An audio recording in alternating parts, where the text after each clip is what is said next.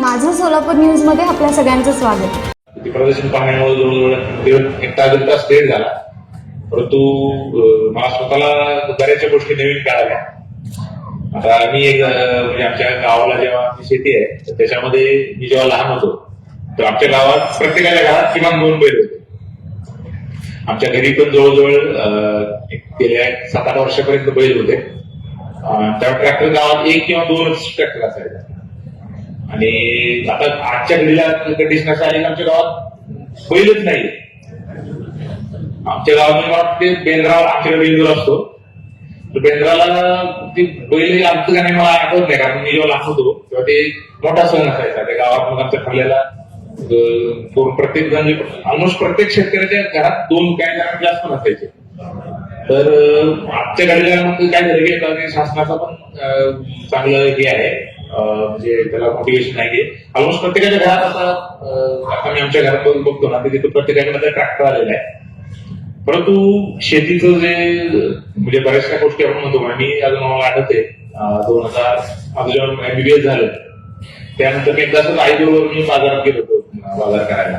तर मला वाटतं तेव्हा वांग्याचा दर होता 40 रुपये किलो. आज मला वाटतं तेवढंच आहे. आता किती आहे मी 2010 का 12 मध्ये मला अजून आठवते तेव्हा आपण ते बटाटा कांद्याचा कमी जास्त होता, पण वांग्याचा रेट होता तो 40 रुपये किलो होता. आज जवळजवळ किती झाले 2018 मला आठवते 2010चा रेट आणि 2025 आले तो रेट तेवढाच आहे. परंतु त्या ट्रॅक्टरची किंमत तेव्हा 2 लाख होती, ती आता 8 लाख झाली, 12 लाख झाली. परंतु आपल्या वांग्याचा रेट तेवढाच आहे. म्हणजे शेतीमध्ये त्यामुळे सांगतो अल्टिमेटली आपले जे लागणारा खर्च आहे तो वाढत चालला. त्यावेळेस म्हणजे काहीतरी 40 रुपये लिटर 50 रुपये लिटर आपलं डिझेल होतं है ना. आता ते 100 रुपयाच्या वरती गेले. म्हणजे प्रत्येक गोष्ट आपलं त्या सेडचं जे पॅकेट पेटायचं आपलं म्हणजे बियाणं आहे त्याची कॉस्ट जवळजवळ तिप्पट चौपट झाली. परंतु आपला जो शेतकऱ्याला येणारा जो उत्पन्नाचा दर आहे तो तेवढा फिक्स आहे.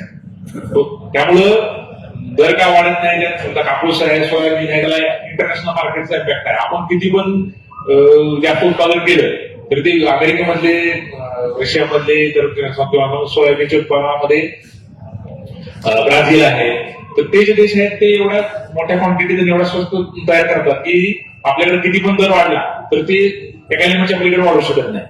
त्यामुळं आपलं एकरी उत्पादन वाढलं पाहिजे आणि कॉस्ट कमी झाली पाहिजे. त्यासाठी त्याच्यामध्ये महत्वाचा फॅक्टर आहे की बाबा जास्तीत जास्त मेकॅनायझेशन करणे. त्यानंतर आता आपल्याकडे बऱ्यापैकी जे बरेचसे जीवामृत होतं किंवा ऑर्गॅनिक फार्मिंगचे ज्या बऱ्याचशा गोष्टी आहेत तर त्याला वापर करणं, कारण जे समजा याच्यामध्ये आणि त्याचबरोबर दुग्ध व्यवसाय किंवा इतर जे आपले शेतीपूर्व व्यवसाय जसं रेशीमचा पण स्टॉल होता.